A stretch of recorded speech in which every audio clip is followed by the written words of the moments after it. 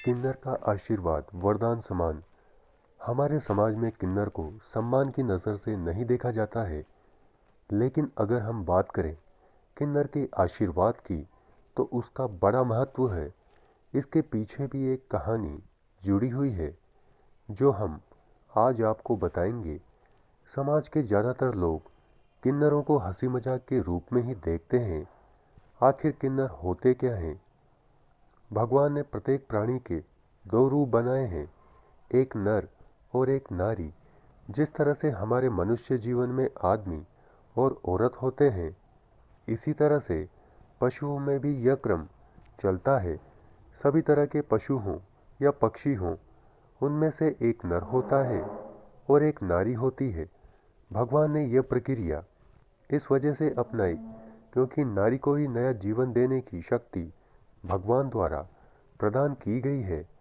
लेकिन कई बार भगवान कुछ ऐसे प्राणी भी पैदा कर देते हैं जिनमें कुछ लक्षण तो नर के होते हैं और कुछ लक्षण नारी के होते हैं। किन्नर को लोग कई नाम से जानते हैं, जैसे हिजड़ा, छक्का। लोग इन्हें महत्व तो नहीं देते, लेकिन इनकी दुआओं और आशीर्वाद का बहुत ही ज़्यादा महत्व मानते हैं। सभी को हमेशा किन्नरों का आशीर्वाद और दुआएं ही लेनी चाहिए, कभी भी उनकी बद्दुआ ना लें। किन्नरों के द्वारा दिए जाने वाला आशीर्वाद किसी वरदान से कम नहीं होता, ये अत्यंत शुभ होता है। किन्नर के आशीर्वाद में ऐसी क्या शक्तियाँ होती है, ये आप में से शायद बहुत ही कम लोग जानते होंगे। आज आपको जानने के लिए मिलेगी इसके पीछे की कहानी। भगवान राम को वनवास मिलने के बाद भगवान राम, लक्ष्मण जी और माता सीता तीनों वनवास के लिए चले गए। उनको मनाने के लिए उनके छोटे भाई भरत और सारे अयोध्या वासी भी वन की ओर चले गए। उन सब ने भगवान श्री राम और माता सीता को मनाने का बहुत प्रयास किया, लेकिन प्रभु श्री राम वचन से बंधे हुए थे, इसीलिए उन्होंने वापस अयोध्या चलने से मना कर दिया। उन्होंने सभी से स्पष्ट कह दिया, आप सभी अयोध्या वापस जाएं और खुशी खुशी वहां पर निवास करें।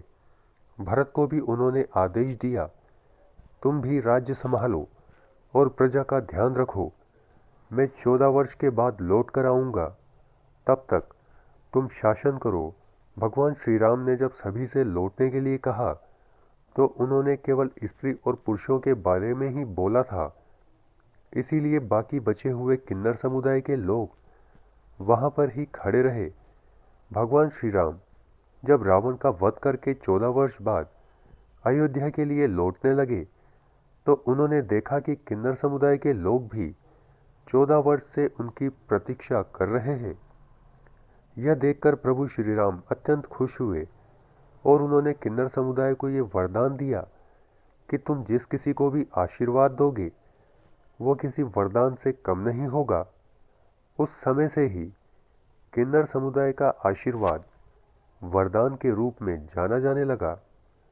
आप किन्नर के आशीर्वाद कभी भी ले सकते हैं, लेकिन अगर आप उनका ये आशीर्वाद बुधवार के दिन लेते हैं तो ये अत्यंत फलदायी होता है, क्योंकि किन्नर समुदाय के लोगों को बुध ग्रह का प्रतीक माना जाता है। उनके आशीर्वाद से बुध ग्रह शांत होता है। अतः आप अगर किन्नर समुदाय के लोगों का आशीर्वाद बुधवार के दिन लेते हैं तो ये आपकी सोई हुई किस्मत को जगा सकता है और आपको सौभाग्यशाली बना सकता है।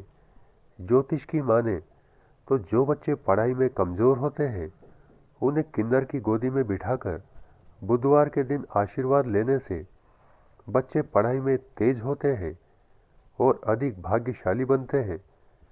यदि आपको काफ़ी प्रयास करने के बाद भी सफलता नहीं मिल रही है, आपका जीवन बहुत अधिक समस्याओं से घिरा हुआ है, तो आप बुधवार के दिन किन्नरों को हरे रंग के वस्त्र भेंट करें और उनसे आशीर्वाद लें। आपकी यह समस्याएं निश्चित तौर पर दूर हो जाएंगी। वैसे तो किन्नर को कई चीज़ें दान में दी जा सकती हैं, लेकिन यदि आप इन्हें चावल का दान करते हैं तो इससे माँ अन्नपूर्णा अत्यंत प्रसन्न होती है और माँ लक्ष्मी की विशेष कृपा प्राप्त होती है। आपका घर हमेशा धन धान्य से परिपूर्ण होता है। दोस्तों, ये थी किन्नर समुदाय के बारे में कुछ बातें जो आप में से शायद कुछ लोगों को पता नहीं होगी। इसीलिए आप जब कभी मौका मिले, किन्नर समुदाय के लोगों को अपनी सामर्थ्य के अनुसार दान अवश्य करें और उनका आशीर्वाद ज़रूर लें। आपको हमारी कहानी कैसी लगी, कमेंट करके हमें ज़रूर बताएं। चैनल को लाइक शेयर सब्सक्राइब करना ना भूलें।